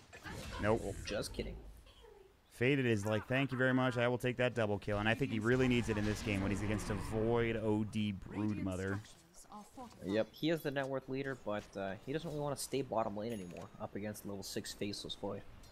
They switch up the lane, and Ajay goes down there, but he's a very easy kill. Yeah, until they get the Venge swap, and then it gets harder. Carl might be dead. Aframoosh, they have the dust. Wow, he was ready with that instantly. Carl's still getting chased down, though. Skylar doing a really good job staying on top of him. And now Lumik's dead. I think. Iron Shell, not enough damage, maybe not. Carl does get the kill onto the Sand King. He might die to the tower. He's really close. The Cold Feet does last. They need more damage. They need a Riptide. Oh, but Skylark surges himself to safety. And they've got the net in too. They do. He's got another Ensnare. And he's almost uses it, but now he's just dead. God, Ensnare's so good. The range on this ability is freaking dumb. It's way longer than this the rangefinder makes it seem. Right, because the rangefinder, like, as long as you get him in that area, it can still, finish casting when they're way out. It's like Fiend's Grip, where you're just a mile away. Whoa, this Nando OD that was aggressive. This man is extremely aggressive, man. He's insane. Yeah, I like it, though. I guess he realizes he can't die, and also the fact that the sniper... Is he he doesn't seem like a smart boy. He's okay. He's smarter than the average person, I suppose. He's wise, right? Oh my god, look at the intelligence on this lone druid. This is not a smart guy. Oh, Jesus. It's pretty rough, actually. Alright. Carl has found Aframoosh, or vice versa, I'm not sure. And Carl is going to lose not actually that many of his broodlings. However, he's going to have to run. He needs to get on the webs and get some HP regen, because his team is not there to help him out. Skylark has the Dominator now, so that Siege Creep's just going to follow him everywhere and assault the mid tower. This is when it gets so annoying to deal with this Helm of the Dominator item. It's ridiculous. It's the aura. Oh god, the attack speed for a Siege Creep. Yeah. I know it doesn't seem like much, but... I mean, you just can't kill the Siege Creep. Just runs in there with the Iron Shell. You can click it on top of a hero. It's more HP than this Void has. Yep. Yeah, I think 1500 is a little too much. Chrono? Snare, Riptide, Cold Feet, True Form. He's pretty tanky, but he's going to tick down. Good avoidance of the Savage Roar by Lumik. He's going to Song. Hey, just like that. We have successfully gotten a kill. I will now use my R button, but they're going to get epi'd onto Grims, which I don't think they really care. That's not that bad. Yep, just a support. No big deal. It's 3K advantage at 12 minutes. There have been bigger advantages in this tournament so far, but considering the stakes, considering the heroes that they have on the Dire team, I'd say this is a pretty significant lead. Yep, and Faceless Void has a Helm of the Dominator as well, so... Siege creeps, mod. These things are crazy. Lumic is... I don't know why he's diving him so much. He's got a shrine. Oh, that's why. Oh, big blast. That's There we why. go. They need another Riptide, though. And they're not even... They're going to trade... Or not even trade, excuse me. They're going to just get the kill on the Naga. Radiant structures are fortified. Hey, mod, have you seen the cooldown on Radiant's vacuum middle at the tower early is under levels? attack. It's actually an ultimate. Yeah, that's awful. I know that they nerfed... First of all, look at the list of changes they made to vacuum in 7.12. That's literally one patch. This ability has been nerfed and buffed more times than I can count, I'm pretty sure. It's just a hard ability to balance, right? Radiant's bottom They- You're they- repositioning in an AoE. They even made a meme about it, you know, and some of the patch notes that they made, you know, in the past. Oh yeah, that's right. There's a hidden one where it would say vacuum AoE, something something. They nerfed the Darkseer so badly. This hero just... Oh, God. He should have... He's still going to get the kill, but, like, he's going to lose the siege creep now. Oh no, That's is that pretty even bad, worth it? actually. Losing the siege creep? Radiant's middle I tower think you're is joking, but I think it's actually a legitimate Radiant question. structures No, are it feels like. I mean, it kind of is a joke, but yeah. I mean, the siege creeps are so valuable. Radiant's top Like you tower actually is just under sit there attack. trying to keep it alive as long as possible. God. I really like this Faceless Void Helm of the Dominator build, though, because there weren't too many good offlane Void builds. You know, you transition into, like, Mask of Madness and damage, or go full utility with, like, a Blink Dagger, Chronosphere. There's nothing really in between with the Helm of the Dominator. Gives you that extra farm speed, allows you to keep on pressuring. Makes a lot of sense. Like, in the past, it used to be Vlad's, right? And Yeah. that's just outdated, Mott. Nobody buys this item. God, it's so outdated. Compared to... Why would you get a Vlad's when you have 8 HP regen and 20 attack speed from a better item that gives you a creep? That's right. Offlaners are lonely, Mott. They get a nice friend to hang out with. It's actually so true. You know, that's a really good point. I don't know if you meant to bring this up, but, like, offlane is in such a bad spot now that it feels like they need an item like Helm of the Dominator. You know? I agree. Afromoosh getting, he's the one running at Grimm's, but he can't find anything. And I know, like, there's probably better ways to balance the offlane than just have Helm of the Dominator be an insane item, but I don't know. And Snare and Magic Missile will be traded between the two supports. Good vacuum, but there's no wall. He doesn't do any damage. They might find Lumic. He can Song. The Urn? He's actually alive, and now the Sanities comes out. They've got a double Skylark's dead. Afromoosh is going to be the triple. My God. Oh, they gave it to Grimm's, actually. How did they get that kill? He cold-feeded him. That's pretty impressive. Radiant's The middle bombs are tower coming is out under so attack. early in this game, Mott. It's only 15 minutes in. He's got 48 installed in that fight. Dude, there is no better feeling than to be an OD and have max-level Arcane Orb before anybody has nearly enough HP to deal with. Like, this is why I like the max Arcane Orb build better than the max Astral. I know that you get a lot more farm with the max Astral, but, like, God, does it feel so good to just wreck people. Everyone dies in like 4 auto attacks. It's pretty Radiant's nuts. top tower is under Like, attack. they don't have they have one intelligence hero, and he still dies because he's not even that smart. Yol is 2 auto attacks away from death. Good epicenter, though. Okay. And this is starting to turn out pretty well. They do get the kill on Skylark, but whatever. They can Song to disengage if they want to for Execration. I don't think they need to. Meanwhile, the top lane, you've lost your tier 2 tower, and boy, is he about to hit your tier 3. He needs another web. It's farm Radiant's time, top Mott. Don't be tower silly. is under attack. Yeah, fair enough. He could have gotten a little damage done. He now has Yeah. a Desolator, by the way, too. So we have 3 Dominators in this game, right? Lone Druid has one, Darkseer has one, and Faceless Void has one. Any others? Would anyone else like to join the party? Why doesn't the Sniper get one? Come on now. I'm sure He's not that's the doing it item. right. Yeah, I know. If you're not building Helm the Dominator on Sniper, you need to be disappointed in yourself. Yep, on Sniper. I hope and nobody's actually taking this seriously, because I feel like I'm about to ruin some pups by saying that. I deeply apologize. I'm sure it's not terrible, but Skylark But might it's be probably dead. one of those items where you can get away with building it on most heroes and having it be pretty decent. Yeah. You know, what if Sniper runs around with the Tomato, the Hellbear Smasher, gets that extra attack speed aura? Yeah, That's you're not not too bad. wrong.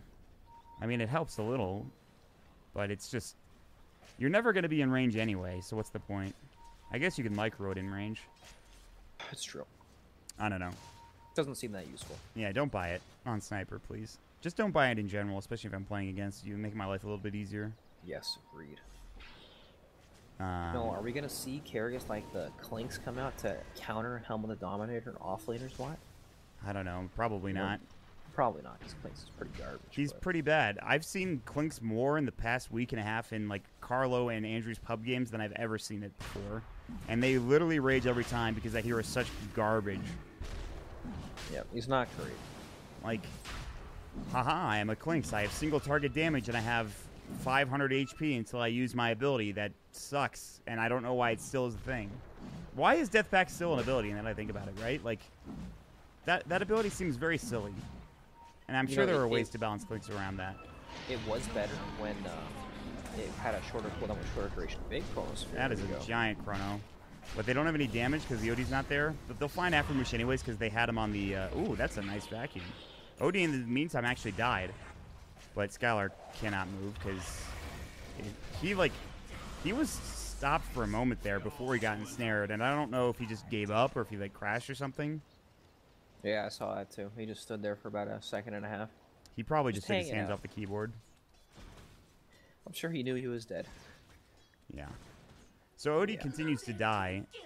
He has got Blink and Hurricane Pike, but he's clearly still having issues. I don't know how he died, actually. Was it Avenge? Just got stunned and clicked down. Yeah. Lincoln Sphere will help against that, I suppose. I was thinking more along the lines of BKB. I guess you could still get swapped, though, so it's probably just to be... I guess it's safer to get the Lincoln Sphere, then. Yeah, it's also good against the Sand King, right? You can't get Blink stunned and initiated on. Yeah. Pretty good. It's going to be a while before he gets there, though. Ags is kind of close to done for Van. He's like 2,000 away. And then you really start... They have a 10k lead, by the way. Quietly, they've garnered a 10k lead at 19 minutes into this game. Yep, quite sizable. But Lone Druid, he's working on Radiance line. This could be a potential game changer. Radiance is a disgustingly strong item. It's really good, and actually, I feel like as long as he doesn't get chronoed, he's pretty tanky. He can survive a lot of this damage, except OD. When he comes in and hits him like 3 times, he'll die. So he just needs to avoid the OD. If he could do that, he might be able to survive in these fights. Although Brood could probably get on top of him, too. It's going to be tricky. It's a potential game changer, but that's the word I would use, potential. You know? Yep. Because... That's the key word, right? There's a very good chance that it doesn't do anything, or he doesn't even get it, because they just push aggro and win the game here, maybe. Yep, Skylark looking for the vacuum into the Sand King combo. They're going for it. Burrow Strike comes out. The Epicenter getting channeled. The wall is down. The Chronosphere comes out, but they've already lost one. The swap comes in. They're going to try to find Skylark. It doesn't do any damage. And that is a very good sign for Clutch Gamers. The unfortunate thing is they only got a support Naga out of it. But they do hold, and that's critical. It looked pretty, though, didn't it? It did. You know, if Skylark... If Darkseer is a better hero, that's a team wipe, right? Like, it has to be. There's no way that should have happened. You know, like, they all survive. Like, a Burrow Strike Epicenter plus the Vacuum Wall combination? Are you kidding me?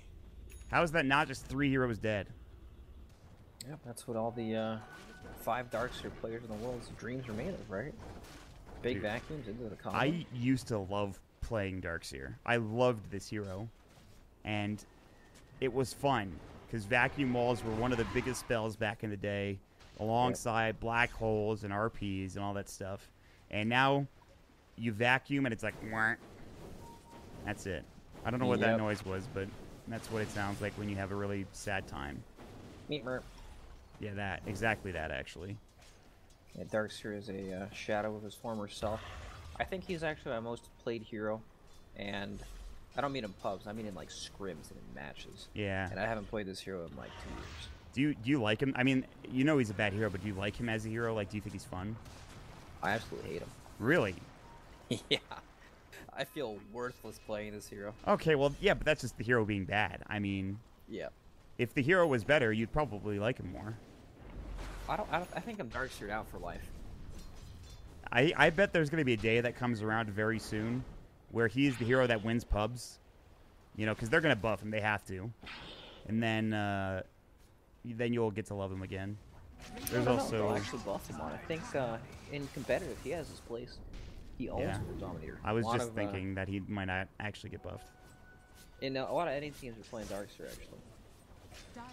I know I'm like Is under attack. we're being hyperbolic, or I am being hyperbolic about how bad the hero is. I don't actually think it's that awful. I think it's bad. I think you're right, though. It has its place. I think every hero in Dota has its place in competitive play. Unless, do you think there's like a hero that's just awful and can't be played in competitive Dota? There are heroes that are so bad that they only have like a potential game, like 1 in 1,000 games, like Like a for Huskar, yeah. example. Yeah. And I don't think they're ever going to change Clinks. it so that, you know, he actually gets picked. Oh, was there It's a just Ricky? so hard to balance, right? Like Huskar used to be pretty strong Oh my god. back when his Optic played a Ricky. It's like the first time I've seen that hero competitively. nice. Anyway, sorry. They're going to try to go on Nando. And that's a very good song, Disengage. They have Chrono. Ice Blast. Oh, They need the boy. Chronosphere, though. They're going to have the root, though, onto Yol. He's dead. And now, if they Chrono, they don't have to worry about swap. They found Aframoosh.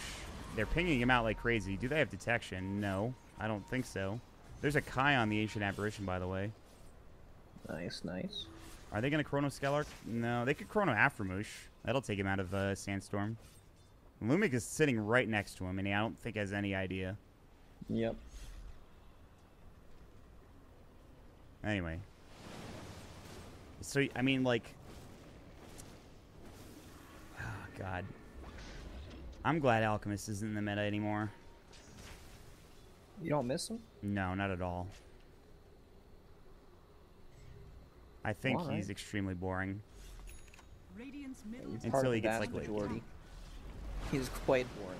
He does the same thing in every game. He farms creeps, gets radiance, and farms some more creeps, and then eventually runs down mid. I've seen one exciting Alchemist game, which was like the Frankfurt Major Qualifiers, and it was like Alliance versus, I don't know, some other European team, and Loda got gigantic, even though they were down like megas or something. And then it's like one of the sickest comebacks I've ever seen. But of course, it was an Alchemist, and he had like Mjolnir and all that snazzy stuff, and he just went hard. Wow, fancy. Yeah. But anyway, Clutch Gamers are going to need to have as big of a comeback in this game if they want to win. Because right now it's looking pretty rough. They've gotten 8 kills. The Sniper is still very farmed. And as long as he doesn't get caught with a Chrono or they have the Venge to help him out of that situation, they'll be fine.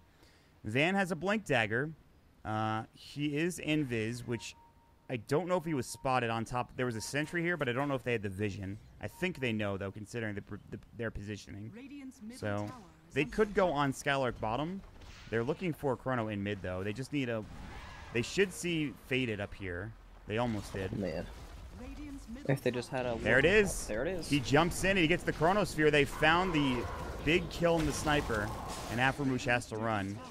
And he does have buyback, but that's step one of taking the racks and the buildings in this game, is getting that kill on the Sniper. Yep, Sniper is down and out. Darkseer. But it's still pretty difficult to push in the Darkseer and Sniper, but Sniper happens to be dead. There still isn't a potential for that combo, and Lone Druid almost has Radiance. Yeah, that Radiance. If only it had been there earlier, this game might be a little bit closer.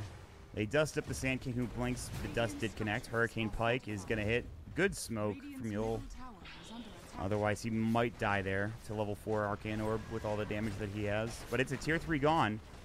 And they're doing a really good job of spreading out this time with the exception of Nando and Carlo. They're kind of together.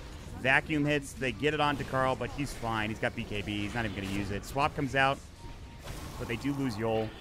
They're also trying to find Scarlark. Insatiable Hunger comes out, but he can't get any auto attacks with it. So now they might lose Carl here if they're not careful. The Shrapnel comes out. They need an Assassinate. They do have it on Nando. He needs to Astral himself. Nice timing. He does get it off. The Ensnare onto the Lone Druid Bear. The Radiance is up. And there's the Chrono, the counter initiation. They need more damage, though. They're going to try to find the Sniper. The Spiders do come out. They've got the Dust, which will slow him down a little bit. They've got the Cold Feet and another Ensnare. That secures yet another kill on this Sniper. And now they're trying to chase and find Ajit. And he does get the Savage Roar off, which will keep him alive for a moment. Song comes out, but they do lose the Ancient Apparition. And now it might be time to back, and I think they're thinking the same thing. Execration are going to head out of here. They don't have a TP for Lumic. He actually needs to just run. Oh. No, it didn't quite work, sadly. It was a good effort, Lumic. It just happened to be the Sniper auto-attacking the one target that was your actual hero instead of these illusions. He is wasting a lot of time. Yep. I mean, the unfortunate thing is that they're not really getting anything done with the space. Not that it really matters. Oh, he's actually going to live. That's ridiculous. There is no way that should happen. He goes for the illusion play, doesn't make it happen, and then yep, he's out of there. But clutch gaming, clutch gamers, clutch gaming, clutch gamers that happen to be gaming, they see Roshan. He got there eventually. Yeah, it is up. And the, you know, the Naga, she's got like 20 armor and like 1400 HP. She's actually really tanky. She's probably tankier than this OD. Although he has a BKB, so maybe not. And he has a little bit more HP. Anyway, they're going to contest Roche, potentially. The Execration team is ready to go. They would like to get a kill and then get the rest of the racks, or rather, they just start the racks anyway. I suppose if this game goes on long enough, you're pretty happy with the Lone Druid getting farm, and like Clutch Gamers have decent late game, and they haven't lost racks yet. So it's kind of a better situation than Execration were in last game, in spite of all of that farm that they had. Yeah, for sure. You're turtling with the sniper, but you know, the late game on the side of Execration is also no joke, right? You have the Faceless Foil with the Blink and Aghanim Scepter, OD, of course, to chuck Spirit Bombs at you all day long, and Broodmother, not too bad at all late game. Going for the Nullifier, he has Blink and BKB, so we can just jump on top of the Sniper if he wants the team fights. Yeah. Tough stuff to do. Even if this, like, soon enough, this Void's going to start building damage, right? It feels like he has to. Well, yep. Like, and there's, like, he can start solo killing the Sniper because the Sniper's not tanky enough in these Chronospheres. And really, if the OD's there, it doesn't matter anyway. The OD will just kill all of them, but you're right. The late game is not a joke for Execration. 29 minutes in, they have a 15k lead. They're pretty much 1.5 fights away from winning the game, especially if the buybacks aren't going to be there for the rating team, which they are currently, although the Sniper did have to buy back in the last fight. So maybe more like 1 fight away from winning the game. Yep, time to take out these shrines. At least Clutch Gamers doing a good job of split pushing. Lone Druid Bear is always taking care of one wave with Sanking in the bottom, who happens to be dead, but you know, still, he kills a creep wave bot. Oh, big win. This bear's dead. Oh, good Savage Roar, maybe not. He's actually going to make it out. Good stuff. Yeah, they did get the Sand King. I didn't see it. Just a nice pick. They did use Chrono for it. And his BKB getting close to completion, not quite there yet. Meanwhile, Skylark is farming the enemy jungle because that's pretty much the only safe place he can farm as he's trying to build his Lotus Orb. I think you could do Roche, can't you? You have a Desolator. I'm not sure why Execration haven't done it yet. Yeah, it dies super, super fast with the Solar Crest and Desolator. That's probably not good. That's a Hyperstone. That's the Sniper's Mjolnir. Yep, Mjolnir would have been very crucial in the base defense. Alright, Chemo pings at the Roshan, Spiderlings are coming in. It's not like, it is the second Roche. I didn't see them do the first one, I don't think. Or I was talking over it when they did. I can't remember. There's been a lot of games modded. It's all a blur. I'm a little tired, and that's embarrassing considering this is, you know, only supposed to be our second series today. Although, of course, for those of you that don't know, Fnatic did GG out, or excuse me, forfeited out. Now that TNC, of course, have gone through to the China Supermajor. So, again, this game doesn't mean anything. Just kind of a fun game to play between the two teams. And it's been pretty fun for one team in this game. Not so much for the other team. Yeah, it's true. Clutch Gamers are pretty much, they can just defend the base. That's about it. Yeah. There's a sniper, though. This guy makes it so that you have to dive the tier 4 towers to actually get to them. The big issue is that the Mjolnir he would have had for this base defense is not there. That's like maybe 60, 70 damage gone by the wayside. I'm sure that's, I don't know the accurate number, but that was just a guesstimate. Hey, Chronosphere. Good swap, though. And they will get the Venge. She'll die to Ice Blast. Aftermoose will also get dropped down by the OD. He's forced to buy back immediately. They have to try to get onto Ajit, and they will do so with the Sanities. He's also going to have to buy back. Skylark will be the next to fall. They are just falling like dominoes in these fights. It is now Skylark dead for 48 seconds. OD jumps in. He's going to get burrow struck, but he does have Aegis. I don't think he's really that concerned. They were trying to find the sniper on Faded. If they can get that kill, it's a dieback, and it is. And he, well, not a dieback, but he doesn't have buyback. He's dead for 74 seconds. So there is that. They use the Aegis, and it is essentially Execration's game to lose, and it almost feels impossible to do so at this point. There's no sniper. He is your big damage dealer, even with the Radiant Spare. If they had Skylark, they could go for a vac wall combination. He did already drop the wall down. But that should do it, Brax. That should be the end of this game, and we'll have the series tied up at 1 apiece, I think. Yep. Definitely looks like it's about it. I mean, there's no way to defend, right? There's the epi combo, damage coming through, but that's it. It's not enough. Even the Void doesn't die, and he was pretty low. He's got another Chronosphere, too. Whipping out the soccer ball. Yeah. They've got the dome. They're going to dive. And, oh, I mean, people know what soccer is. If you say football, you confuse the Americans. If you say soccer, you don't confuse anybody, right? But then they're gonna think I'm stupid for calling it soccer. I don't think Europeans think we're stupid for calling it soccer. I think they know that we have a sport that we don't call American football because here it's just football. Anyways, that's GG, by the way, in case anybody was wondering. Well, guys, if you think I'm stupid for calling it soccer, make sure you send me some lovely tweets at BraxLikesDota on Twitter. I'd love to hear your guys' opinion. No. Because I always wonder about these things. Send it to Zyori TV. Yep. If you Any really want to questions, let Brax complaints, know. guys, make sure you send it to Zyori TV. He always relays the messages to me, and it has to. He goes through the filter. You know, he goes through a lot of garbage. He is contractually obligated to give Brax any feedback he receives from his Twitter following. I think that's very important, folks. Anyway, that's going to do it. That is it as far as the SCA qualifiers are concerned. I don't know if NA is done. I think there's one more day. There is one more day. One more day of the NA qualifiers, but we have 6 of these, or 1, 2, 3, 4, 5. We have 5 of the 6 regions on. Jesus, that took me an embarrassing long amount of time. But okay.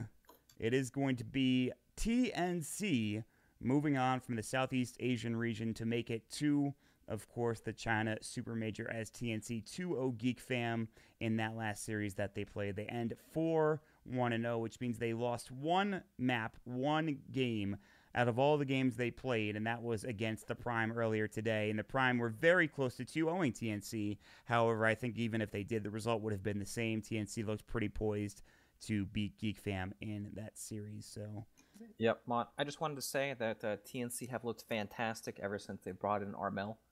Armel played on Execration and a few other notable Southeast Asian teams, and he's the young guy. You know, he's like 17, 18. I don't know how old he is, but he's pretty darn young. yeah. And Cuckoo, he's also young, but he's been in the scene forever, so a veteran, even though he's pretty young age-wise. And, yeah, I mean, that takes a lot, right? When you have one of the best Southeast Asian mids step down from his position to, I don't want to call it a downgrade going to support, but moving from his comfort position to allow room for the new young gun. That's really the impressive thing, to just say, hey, listen, I know you're better at this. I'm going to give it to you, and I can function better in this role as the leader anyway. And just, you're absolutely right. They've looked pretty immaculate since they've added Armel. Of course, the Bucharest Major was their real coming out party and what they actually got done at that tournament. Their other results have been pretty solid as well. They got 4th at the DAC 2018 tournament against Virtus Pro, and they lost to Virtus Pro of all teams. That is not a bad team to lose to. Exactly. And they did lose, however, to to Fnatic and GESC, and that's a minor. So I think they'd rather have this result over the GESC tournament. Preferably, they would have liked to have both, but you can't always be that lucky, Brax. Yep, agreed. And the Southeast Asian region has gotten so strong. I would say this last year, you have Fnatic, Mineski, and TNC coming out of there, and they're all teams that are very competitive on the international scale. Yeah, I'd say so. The SEA region has become quite the perennial powerhouse. Mineski especially really showing up at that DAC tournament and having an absolutely fantastic time. But with that out of the way, that's going to do it. Now, I know you guys might be confused if you're just joining us. There are only going to be the 2 series tonight, obviously because TNC made it through Fnatic not really wanting to play the last series, and I don't think anybody's going to blame them. So it's been an absolutely lovely time casting for you guys. This will be my last game for, I think, probably a while. So I really appreciate you guys coming out and checking us out here for the SEA and South American regions. Hopefully I'll get to see you guys soon or talk to you on Twitter. But for now, that's going to do it for me and Brax. So if you've enjoyed the cast, you can follow us on Twitter at BraxLikesDota, at mo2 for myself. We really appreciate it if you do. Thanks for watching, everybody. We'll see you next time. Bye, guys. Bye-bye.